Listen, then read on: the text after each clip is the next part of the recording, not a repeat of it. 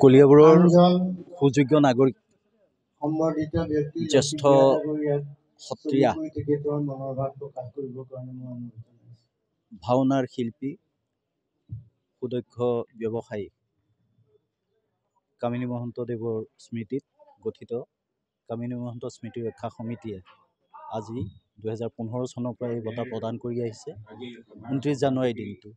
এই 29 জানুৱাৰী দিনটোতে আমি প্ৰয়াত কামিনী মহন্তদেৱৰ স্মৃতি ৰক্ষাত আমি এই অনুষ্ঠানটি পালন কৰোঁ আৰু এই অনুষ্ঠানটিৰ জৰিয়তে আমি কলিয়াবৰৰ প্ৰথম অৱস্থাত বিশিষ্ট ব্যক্তি আৰু বৰ্তমান আমাৰ অনুষ্ঠানসমূহৰ কাৰণে আমি এই বঁটা প্ৰদান কৰোঁ। এই বঁটাৰ লগত 1 লাখ টকা থাকে আৰু এটি সুদৃশ্য স্মাৰক থাকে, গামোচা, চেলেং থাকে।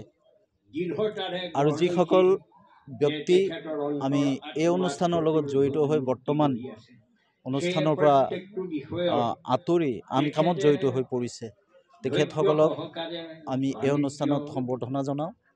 আজিও তেনেধৰণে আমি দুগৰাকী শিল্পী সত্ৰাম বৰা আৰু লক্ষী ভূঞাক আমি সম্বৰ্ধনা জ্ঞাপন কৰিছোঁ আৰু লগতে নিকটৱৰ্তী 791 নম্বৰ প্ৰাথমিক বিদ্যালয়ক এই বছৰৰ আমি কামিনী মহন্ত স্মৃতি বঁটা আমি প্ৰদান কৰিছোঁ।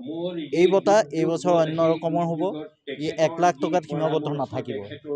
এই বছৰ সেই বিদ্যালয়খনত হ'ব লগা মহাৰাজত জয়ন্তীত এই পৰিয়ালটোৰ তৰফৰ পৰা কামিনী মহন্ত স্মৃতি ৰক্ষা পৰিয়ালৰ তৰফৰ পৰা তেখেতসকলৰ বিদ্যালয়ৰ স্থায়ী তোৰণটি নিৰ্মাণ কৰি দিয়া হ'ব। গতিকে আমাৰ অনুষ্ঠানৰ এটাই লক্ষ্য, যাতে কলিয়াবৰৰ অনুষ্ঠানসমূহ আগবাঢ়ি যায়, ব্যক্তিসকল আগবাঢ়ি যায় আৰু আমি আশা কৰিম প্ৰচাৰ মাধ্যমে ইয়াৰ যোগাত্মক কথাটো যাতে প্ৰচাৰ কৰি আমাক উৎসাহিত কৰে।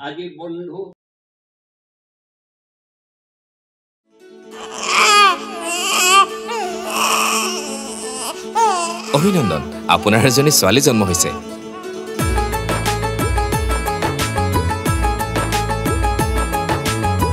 লাহি পাহিয়ে